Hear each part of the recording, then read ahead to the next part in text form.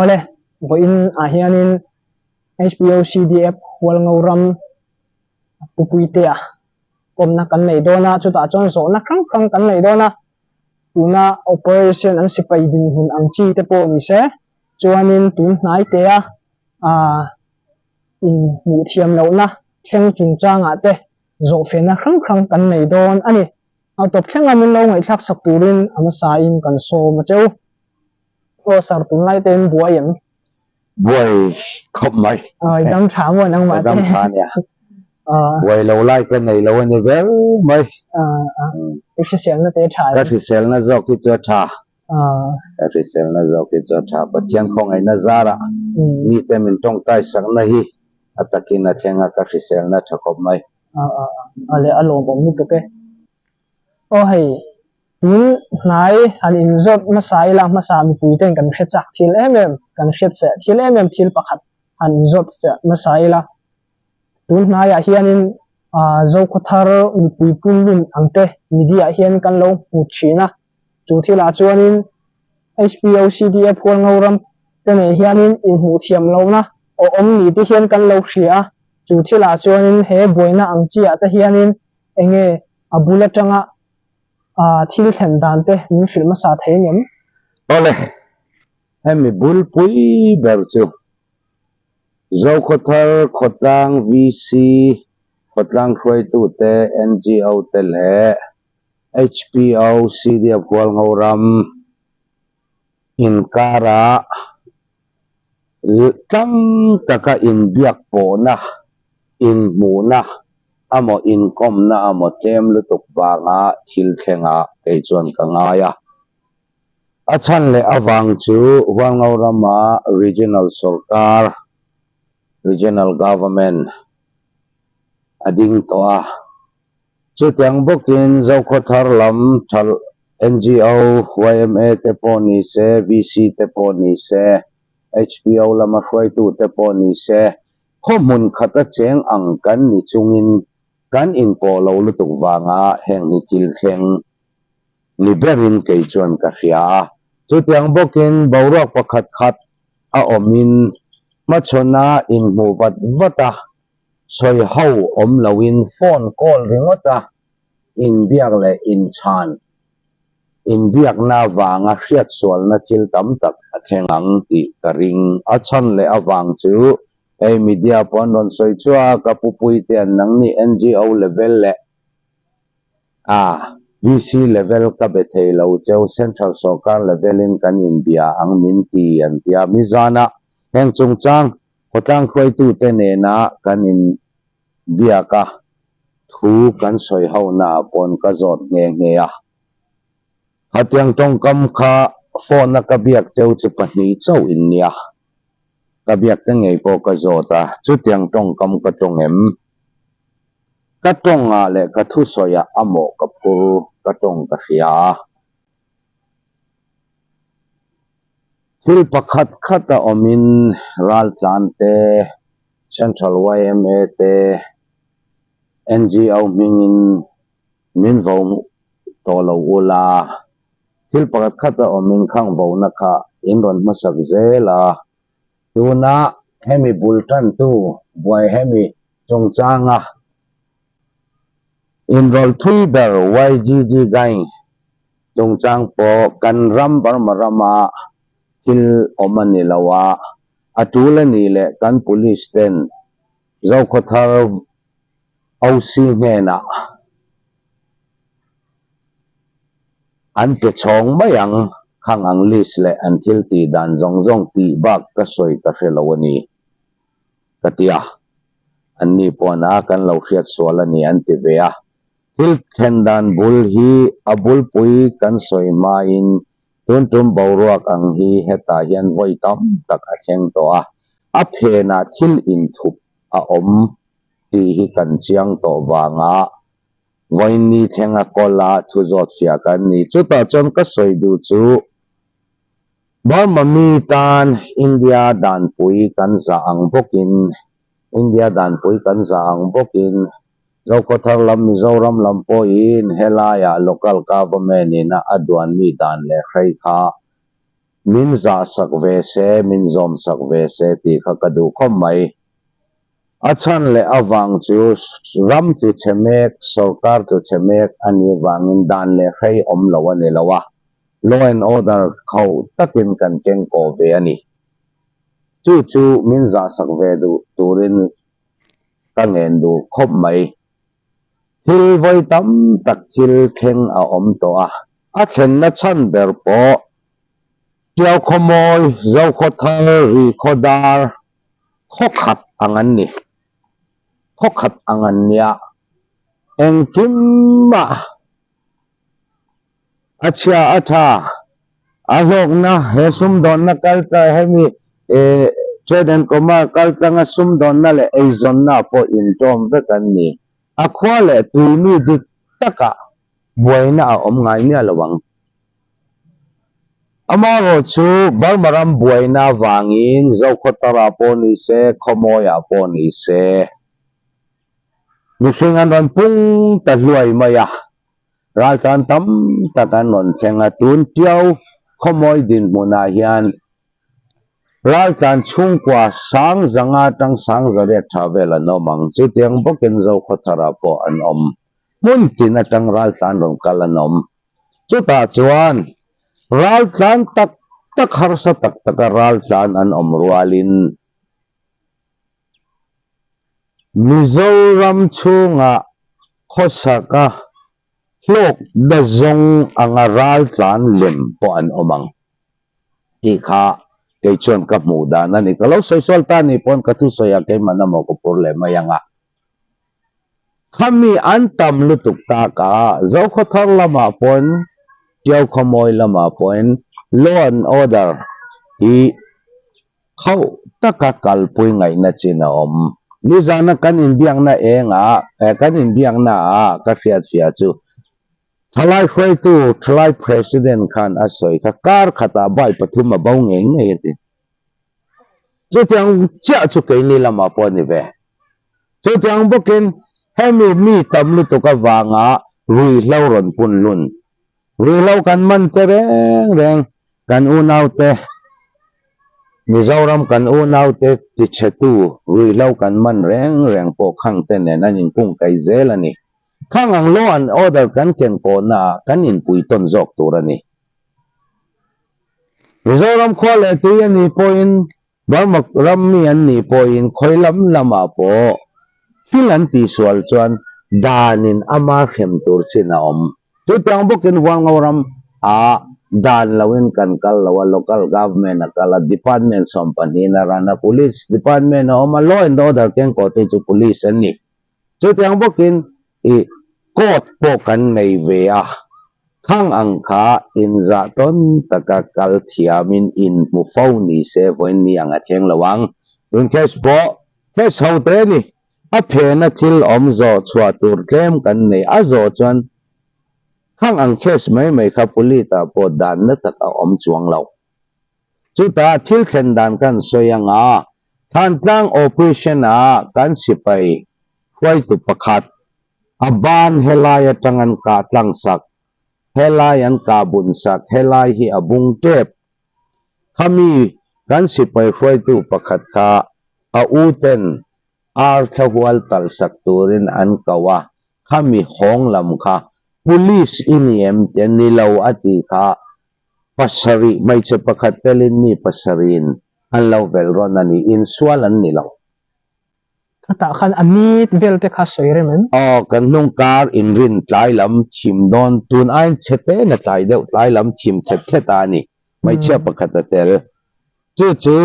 aban helam na lam kha an tlo sa ka wangin tun ni damdoi na munon leni damdoi na munon lea ama hrim kapalian takani avel tu hau kha kumsom parukatang kumsom ni in ka te an ni mela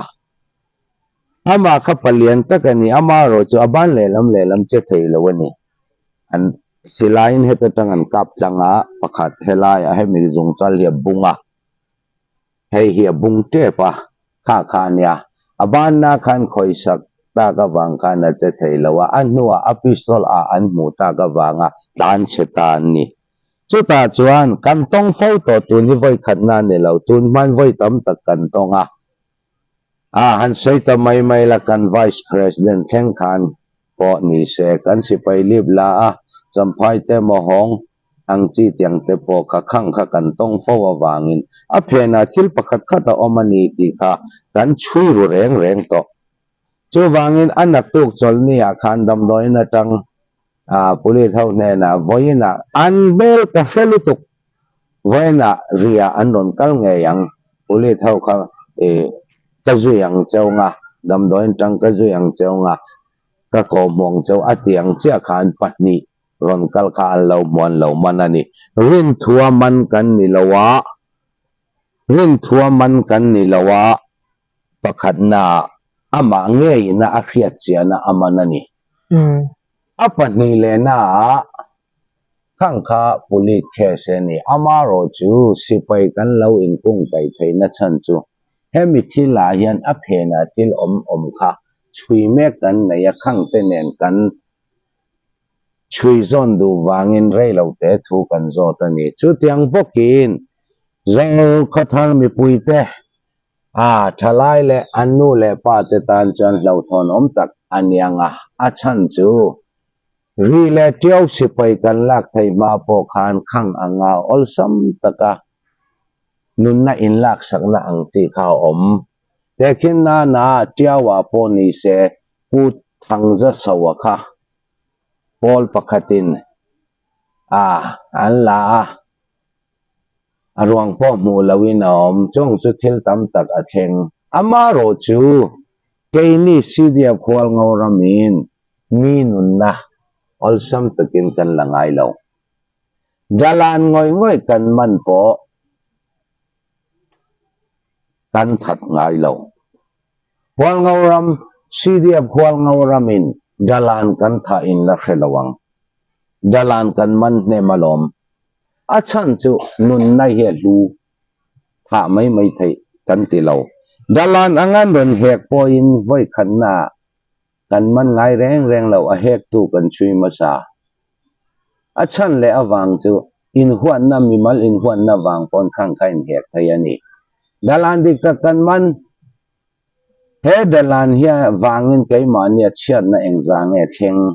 kan chut ma sa chu tiang bokin ri le tiau khwal ngorama swal sipaya om lo china chuan kan dalan man zong pathian mingin kan ngai dam kan chua vek kan chua zinga ta pakhat hei chu ahong du to lawa kan ne na kema ka chum le eng lawin om len ani nam dang ani pol ani nam dang ani kan ne na om len ama ai zon nan mai holte ro kan phal saka om len ta dai ani chu kan kalphung ani kan kalphung kha chiang lo pdf cdf du khosa anga ngai tan chuan kha thil lo om tak ani khwal ngoram cdf khwal ngoram in dalan kan that ngai lo khang ang thil khe sote kha rem thak tu te po an lo om te po ani ma na khati khan zo khothar lam yma thalai pol ngo le vc te khan an ron ngai serious to viawa amaro chu thataka kan in mu thei ta ka chuan thilom ja le khang thil thleng chin le a phena thilom kan soi hawa thattakin thutuk na kan siam thei thu zo du tem kan la ne ya chan aron chuang mayang amaro chu khata po khan keimani sarkar pakhat angani awangin polite na khesan siamanga judiciary hemi courtin arelanga president remti na naron chuak mayang kha khiat thiam na lian tak kan in nei na anianga nakin nuwa po kan in po pha na aniang amaro chu pakhal le ka soi du chu mizoram khwale tuimi dik tak an ni bik lo pakhat hi an ming ka soi lawanga mimal in puchat mimal ming englo soi hi tha ka ti cha lawa pakhat hi khothir kwa tanga zo khothara lu tani pakhat hi tui chiratang kol phai hai khol kwa pem hai khol kwa tanga zo khothara ron ral tan le ani pakhat chu chiang takin kan soi thaya a phe na thil om po chu thui tak kan chui chuaka tu eng pol he revolution ina aron pian chua pui mi he swal sipai dau pol pakhat ne na eng tin nge anin pung kai na te zong zong YGG gai ngan tia YGG gai ngan tia khang anga anin rol dan zong zong khang ang gan member an ni na tele an thil ti zong zong anin nam noi dan zong zong chu kan chui chuak ta amaro chu kha gan kham zawrama omani ke ni tan i kan va buai pui tur ani lau amaro chu kha gan khan kan rama poyen ron khoi chuan kan ram dan angin hem na chu kan pele zelang mizoram lama gang omania wangin keini chuan kan va ti tur kan va hel em tur om lo apoi mo ber chu kha e zo khothar VC te le YMA te nen chui chua ka nga a phe na thil om kha kan thiat vetang nga hatakin tun nuwa in po takin ma kan la tlang ze lang ti thu tha kan rel thei kha thil lom omani anni po in regional sarkar pakhat angin min move to anga chutiang bokin keini po in khata dan le khai in za ton sakha apoi mo ber chuani chuta chuan akal laka hem thak tu tam takan lo oma khang ang te kha i sia takin kan hutlang ve to Ralsan tam takanon kala law and order ken ko na yan kan police tele swai tu te po tam tak an ha ani ti kha tun tum bawruwa ka kan thil ton chuani ole khata khanin thu zo tur te ni ma lama khanin tlema om ve a inring ni kan hnung kar inring ni kha ka sei so lo chuan okas ni somthum pakhat anin ka hria i thatop ni somthum pakhat inring ni tlai lama chuta chuanin gai an thian ho mi pasari chuanin meichhia pakhat telin kumsom parukatanga somni borvel an lo soi sai ti tro how to kumsom parukatang somni borvel rualan ni chuta chuan an soi sa ta a ani chuan engma soi sa ve thei lo ta hliama akun lelam hliama lomania ani chuanin khalaya ri lama an kal kha CDF hol ngauram inang mani in pasal tha officer chuanin ho changa tro iron soyang khanin chumia changa chuan enge chumi inman chu ani le tha te kha anak su rin nia ni somthum pakhata ni chuan thathar ni khatania alau chang ni lawin khang case reng kha sipai case ni lo ta police case ania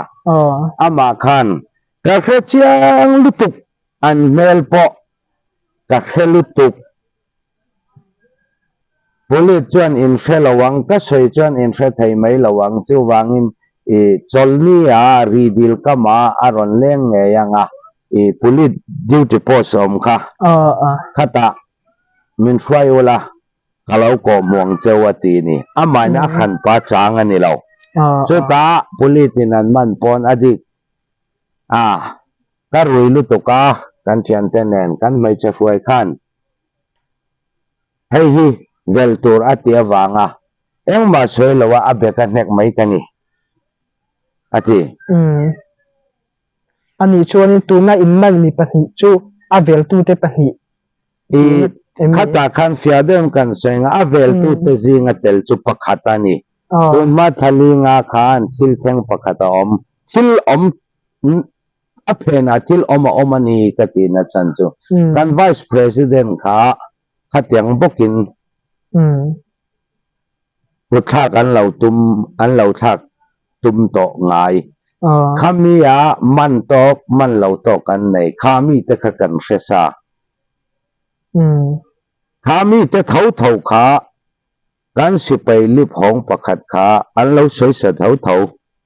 kan fesa kha ne na non kaltang chu wangin an paniaman kan ni amasa kan vice president te boina po chuan kan man ho chu thadewin kita politin zan khatan kola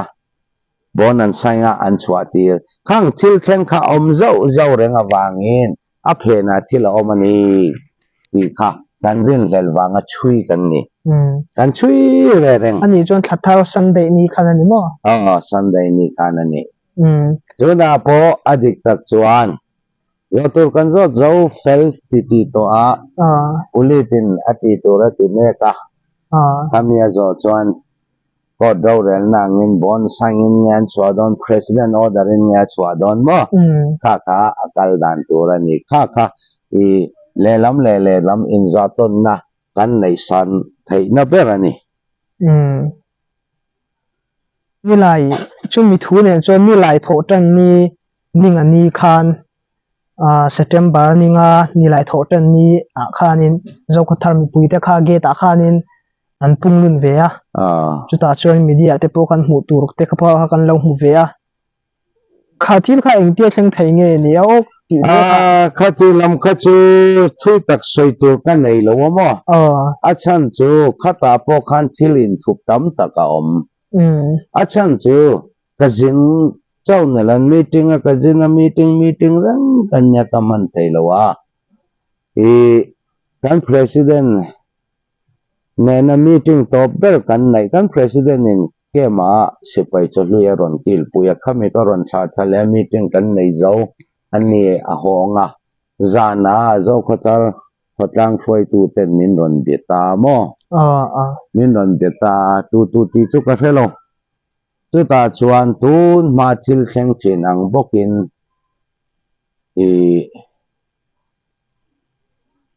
Central YMA NGO mo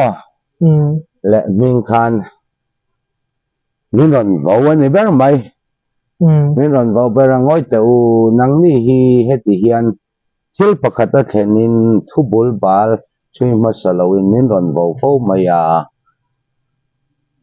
heti zong chuan thila thalawang Central YMA president te na kan in motum yawa meeting kan nei tum point ram pakhale pakhata eng angani point ram chu chame pon is edan le raya oma kan dan in kai faina kan law and order kan kalpui na in zaton kadu katia chuta kan thui deu kan soi nge chu ka soi chu piang bokin MZP mizo zer lai pol foi tu tenena kan meeting po kan kha zep tel ngai to thu kha soi chuta Vichina kan soi kha a phena tilom kan chui me kan ni kan rin ang tak in gang angin anom amaro chu kha po ke ni rama omani lo wangin kan police ten tul an ti le zo khathar ausi ne na kha gang hau mo an ming te an in kai fraidan te atel ang te an pele ang ti ba ka va soi lo ve ka te khami kan in phone na khami ka soi ni kha phone na thu soi na chu an lo fesual nge ani lo le akara hem thak tuan om nge chu ka felo le ka thu soya ka chiang ninga zana kan meeting apo an mani ma nge ya ka soi non le nge ka thu soya ka chiang ka thi soi chu mo ko phurunga ma ka soi lo zia ka soi langa anni pon min chang chong lawa khata kan aning chu ka soi tel lang du lawa ka phone te pani nge ka ti chuta eng lo zong zelin thil kha hem thak tu an oma eng pol nge enroll ti te po kan sebek thawa amaro chu tu na khang kha soi afu chuang lawa hil thabera ni chuang lawa nimin bawrua ka ringot po khan akar laka thuvai virtu le boy na punlun tur zong ringot ta ti tu kha an omani ti kha ninga zana kan meeting na ma chona thu kan sai tak jon aron lang chuak an ni pon an ti chin ti lo chin cái ni pon kan chui chin soi lo chin ang kama chona kan soi ta ka aron lang chuak ka hei hi kan cái nang ni nen kan chui chua wat wat kan chin pelanga ya ni an tia tu tha kan soi thei ani achan chu nimina nileng meeting turin kan ngak achan chu kan ron mudon chawanti anon kalle lo anon tile khata kan mang anga tlai to sia kan GS in MFI tu le VC abiakan sampaya kan oma kan fering ring le ne man ron ti tada yani chu tiang bokin kong zo kan tum an ti mi zana kan meeting na kan tum reng lo kong NYMA president kan kong zo turin ro kan reng lo chatakin thu thain kan swen kan in mong kan ti atile boksia khata khan ani chon he cho akar laka ai virtual omani ti kha zau khathar khoi tu te le kaini HPO khoi tu te lam kan mu dana nya thu tha kan soya til tak tak kan soya nakin nuwa info taka hotang kai khoi na pon se he mi tam talu tok wanga law and order aken ko thailo mi konga po in poiton tur ang thleng khan thu tha kan soi thei ta ni in ni khamia chonin thil om dan kha kan khafia vek tura ngai la choin hai inzo tur no kan la nei chun zoma ole HPO CDF khol ngauram dam do in kan che phaya tuna kan kom tur hi tuna kan boilai met kut an lo thak kha ania sir sanga tin kau thina chu SPO CDF khol ngorama hian officer pakhat mo phunna achel mek ani chuta chon thil thleng dan te sir puiten yang khan interview na kan nei tua ama hi kan zot ve dona ani hian min chan sak don ani sir sang enge nangma te official na te thain tha chu ni mai enge iduk darshina dang thei vek idai kal thei mo thei in chan chin te kan lo hria chuta chuanin enge khami hun lai a thil thleng dan te mo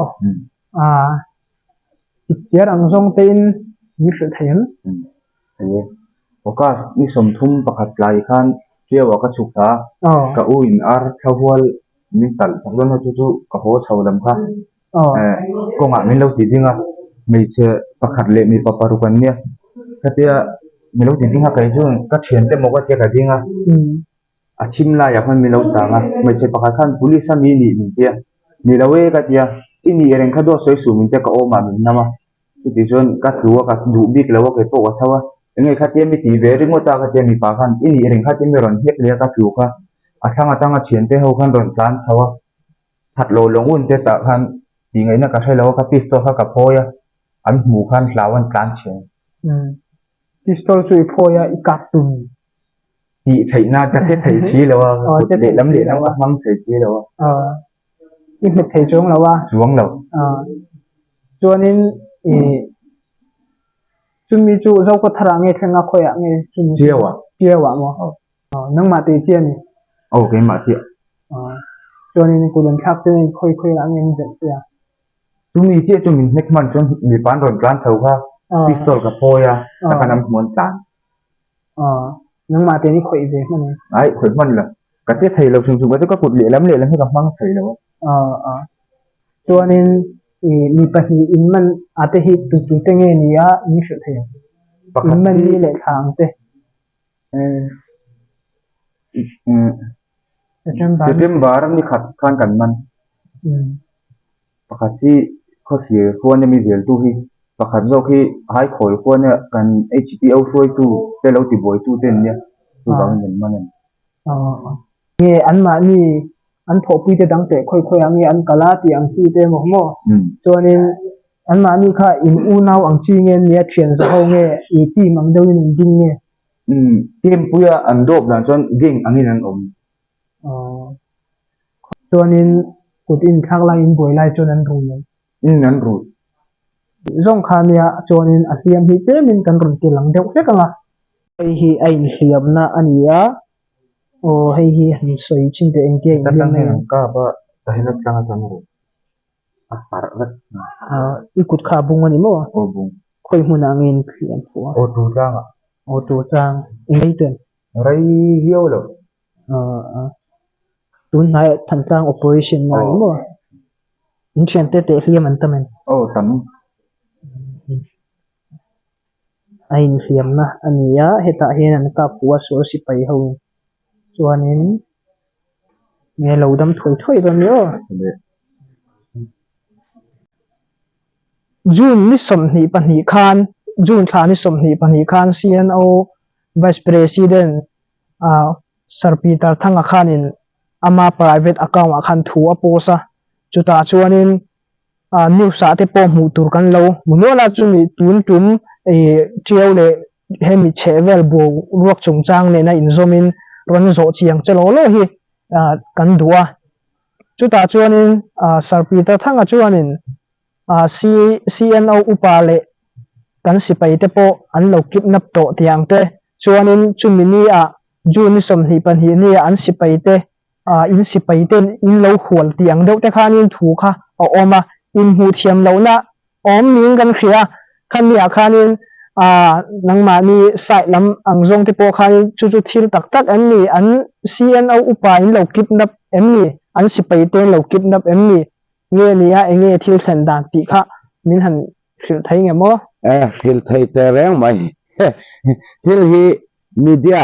interview vak khi ka tingai lawa amaro chu adik takin Burma ram media la rena interview min dil pon voi khat ma kala interview ngai lo the chin po cha voi khat voi ni lung milia voi khat achan chu kol tonga ti kha khang hun lai chon a him hri lawa ka ngaya chu ti lawa voi ni thengin interview na ka tel ngai lo zuma ai ro chon ka thut puya zuma ka lo soi fia thin to ngaya chumi man mi chen ai sei zo kho tharen kong zo an tum ti kha ka chon mani rai ani achan chu india ramanya andu chan an zo thei kan soi sel to le kan kham na tur chan pakhan mom lo ti te ka mi chin kan ka soi te ngila to na i zo na ka kan chun zo manga CNDF yan CDF pol ngoram alau pian so te ratang din ti ran do lawa chitin nin huak chia tan tuma chiat min tuma kan an noya min da an tuma CJDC phai chon khovel khriat ania soi thui tak soi angai lawa min pai chua thainan CJDC ate suspend to ten ma an la chu tiang bokin ka khriat swal lo chuan voin ni thangin CNDF yan CDF hual ngoram kap turin firing order an pekin foi li ka tong kei ma ngei ka om nuwa voi tum ka om main voi khat firing order an lo pengai chuta chen apetu hi Peter Thanga deu vekani kalau then no thing sang ke ma firing order pe ka min ron tuma anon kala kan lo hwal le kha khata pon firing order petu ka Peter Thanga ni chu teng booking call hit excavator chungchanga doi khela firing order petu poi ama thawani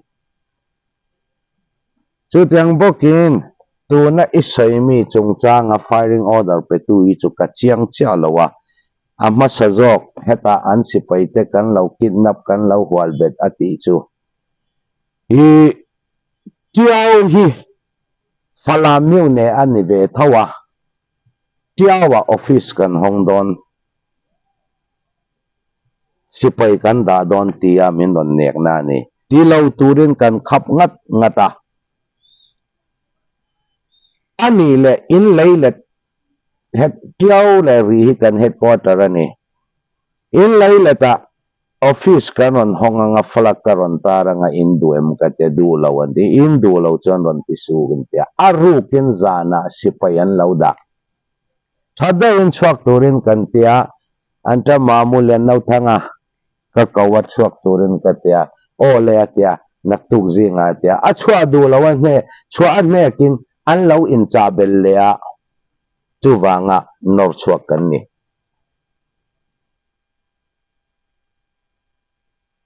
chan chu kan headquarter ani pol pakhat le pakhat in za ton na omse khang kha atheng lawang kha thil theng ma sa zo kani thil di kani amaro chu aphe na thil om khan soi du law kala miu ne lom sipai kan da don office kan hong don te ki la ya kian ti lo turin kan soi mol mola hei hin nang ni le ke ni ya soi thei zo fel mai thei an lo te an ron da lu nga tani ti lo turin kan soi fau kan khap chunga ron ti wanga khang til chengani apa ni le na kan sian au khoi tu te min kidnap sak kidnap ni se kan kidnap tak tak nge tak lo le thil kheng kha an sei du lo an vice president Zungbol pu ma le sei pui kho pa puya an ron vote tha zela masa lung banga CDF zangya ram le CDF khwang ram kan do don cheu ang ni daw nan dar ka chen ve po kan mamolo kan kap don cheu CDF zangya po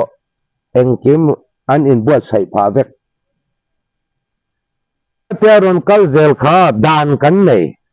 ei mania dan kan nei ge ta te thileng lawa te Paul dang ral thuam keng kan tho pui chinland council noi pon ni se fel takin report an non in pe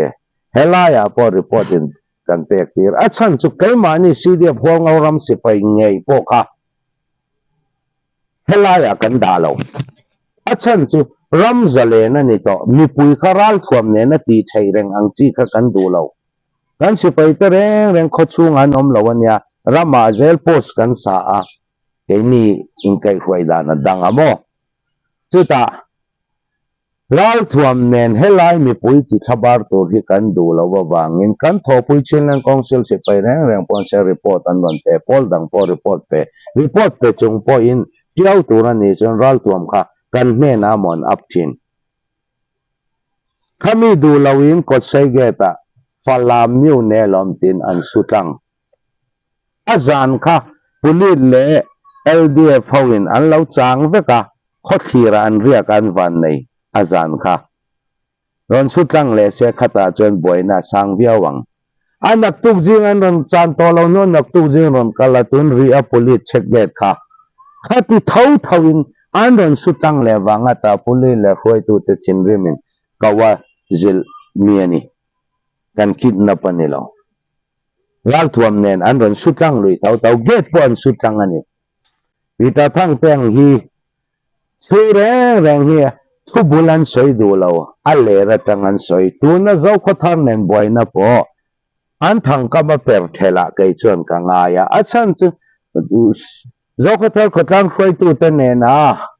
kan in biak lai kan in biak na result po achwa man mo takin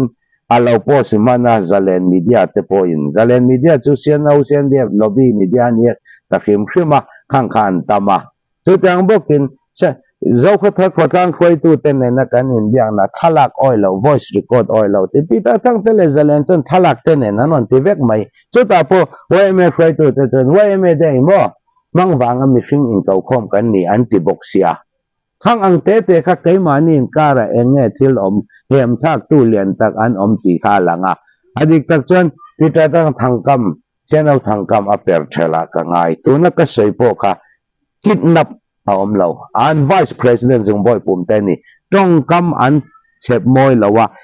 dan kan siam ni kha zom ve tur ke ni pon an dan siam kan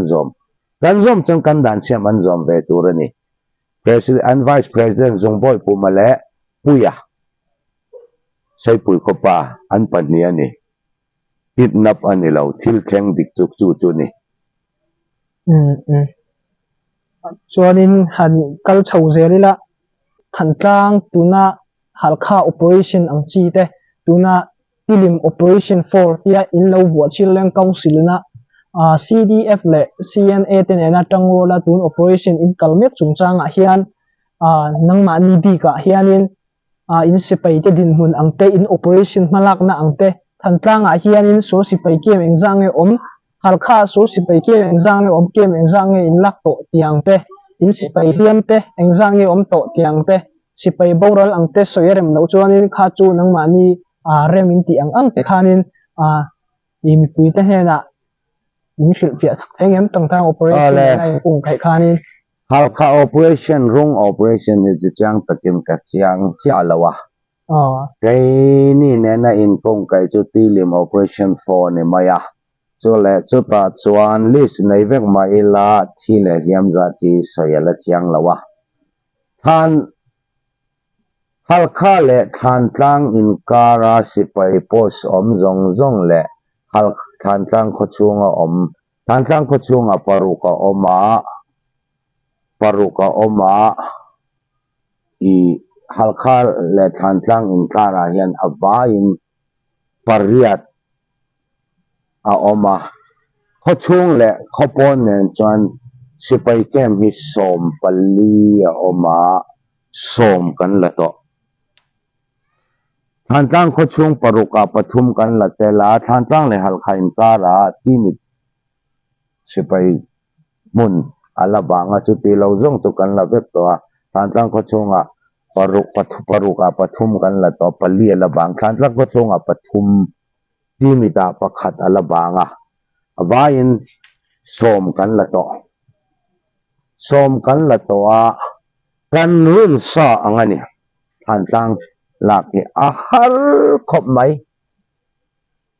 khopui pakhat khoram ni to a bungrua leiro chan rot engkim thir rot thing zong zong kheng khan an bangkar tanan khona kha aturu lutuk ahar lutuk chung bera theng hey cement be khal to angin allarem tang tang ani kan ron hian za som thum po hi tangkai na anei lem lo ni in ka mo lu chil tak tak angai don hi chitin nin ma chu kan la zela ma chu kan son zela mi khengina kan theina zong zong ayat sangin kan theina kan mang to pathian pon hena min peang ti po ka ring abang atam to lawa eng chan nge an tor thayang a chan chu khoya tang man tan pui ton don kal thelo a chang in thona tan pui na an tha ki an me na ka theng ve hi om be thina nu lung ber te kha ip som pasarian don tha ka ip linga vel khan me na cha tha ta tu ti lo kha chu ke nin kan changa tu wangin rei an dol thei chuan arin om lo ma ro chu aman na sang don ani ti kha kan rin sa ni hong ka te le an mani in hung na po thil ring nei sa chen an hung lawa rot kut jung pui ai lian ka welding in an kap chwa ka khami chunga enge thir len khate khan kong ka te pon se khate an thwani thwa thumin an ti veka ong heng te an da khang angatan kho khania har chu har kan rin sa ngani tu tang bokin than tang kan la thaya ni chuan alkha te falam te mun dang kha a ol vekang kha a om dana nia hian a har khom maya maro chu kan la thei thawanga pathian in ninom puyanga mi khing thaina el khopin kan la ba ka mi khing pakadin thil ti thei china ne chu mi pel khopin kan la ba kan la chu tiang bokin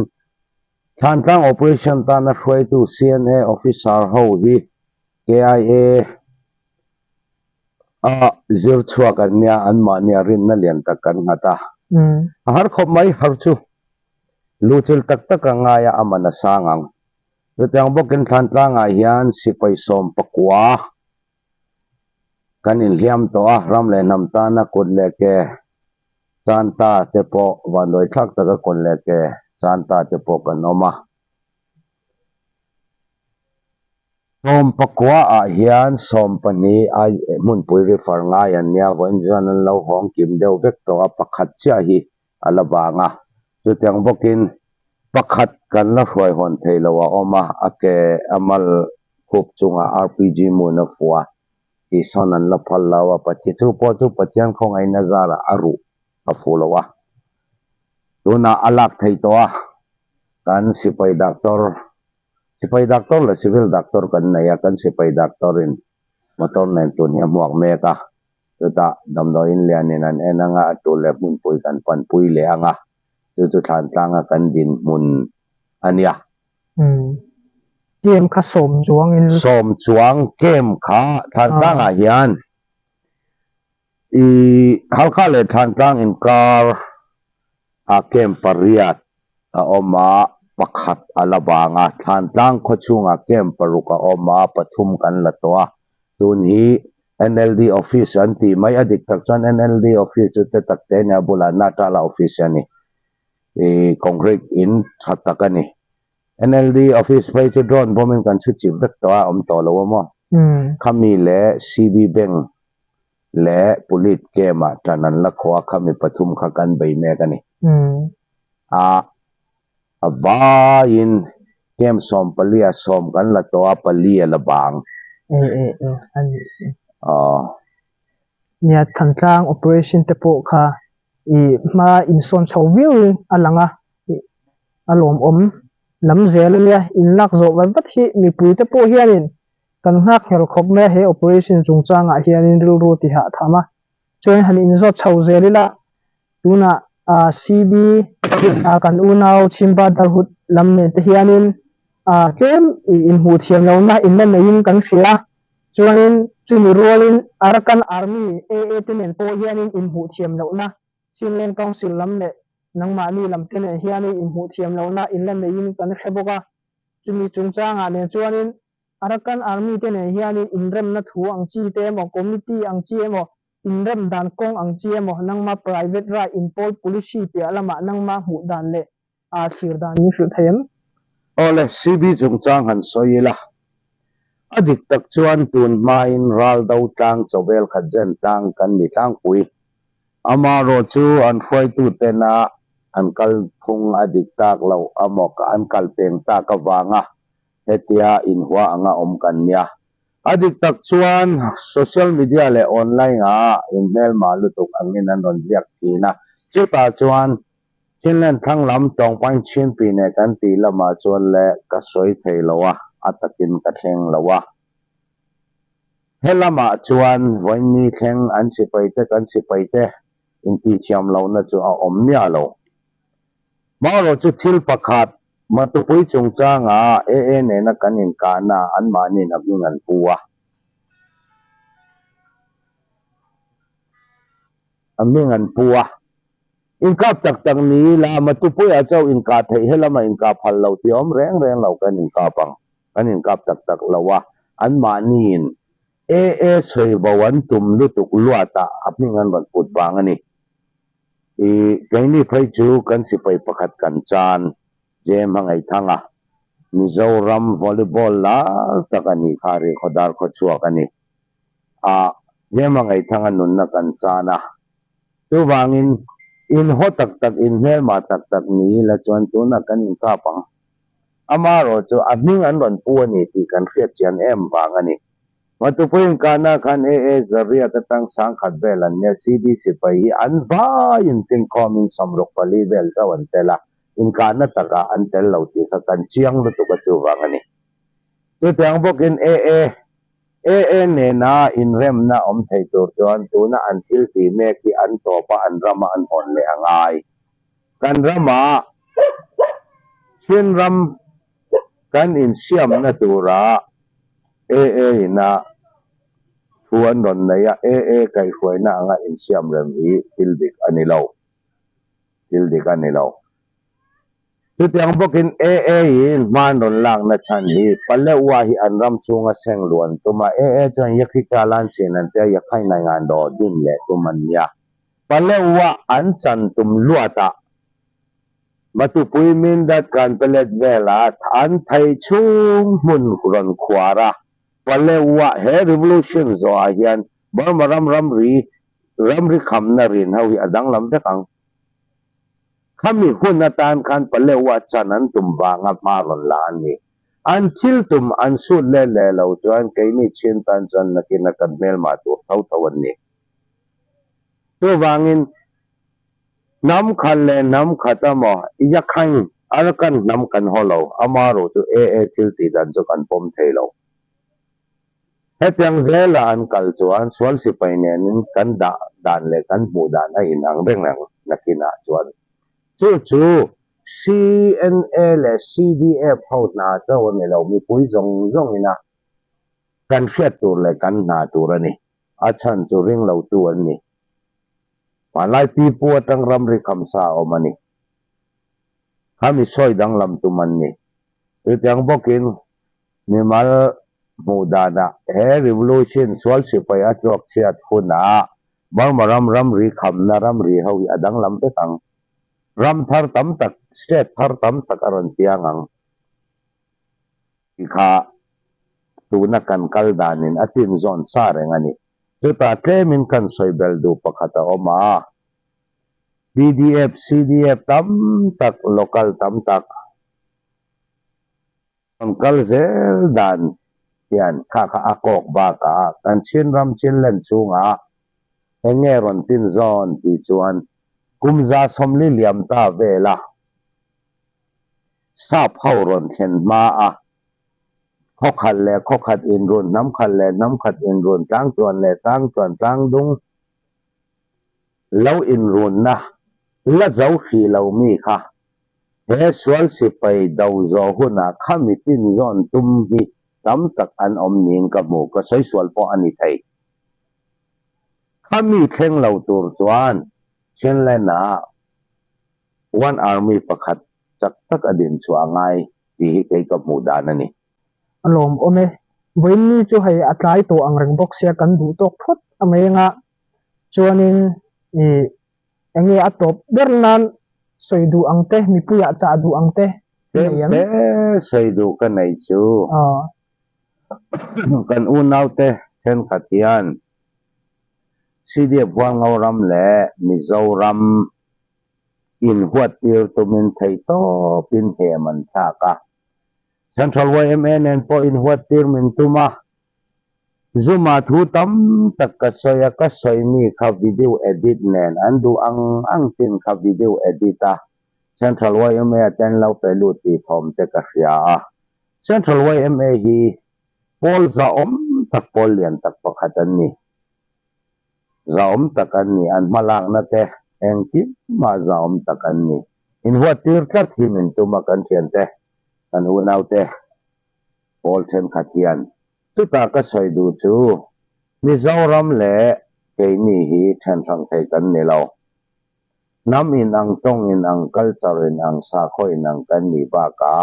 Central YMA le ke ni RLYA lian kang mo hay phei chu amma atanga rui lo daw na ko nga chian ni than ni ko nga eng tip ma lo la tang kan ni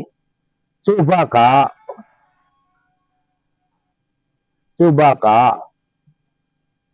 an torna ni rui lo po thei to kan daw pui na chana ni an mi tui tlang na ka kan mi tui tlang na ni ha kha kan in zom na le kan in po na achan chu kai ni chu du len tong mangsa kan ni kan in zom na kha ti chia ta in mel mak tir an du lwa ta thil ti lo tur hi anon ti china chu ta po chon ka sai du chu i Central YMA po mi fing le million tam ta kanom kai ni chu du len tong mang thang ka le ka lo mai kan ni nam in ang culture in ang sa ko in ang kan ni tong in ang kan ni tu wangin eng ang ani po in thil dik chu atopa hailan ni na om zel tho kan din na het takin kan ding Mizoram kan holo kan hualo ang bokin Mizoram kan unaw te po in min holo ti kan chiang abi takin kay ni phei chu ram ri thung khat unaw le lam om ton kan ni thung khat leina om ton dak kan nia kan in kara eng ang pon hiam thak ma se then khatin phetiam lawin in remin tong kam moi lo tak ron mang chuang ma se kan holo kay ni chu unaw kan ni ti kha ka soi kai tong ni se chu tiang bokin he revolution ni kan ne don chang lon chin le na za som ko panga hi mi puinan op to ni ti kha chiang takin kan soi thei sipai an ke mun ba kan op thei to lo ti kha ka soi thei tok ne ro se kalome ye alom ome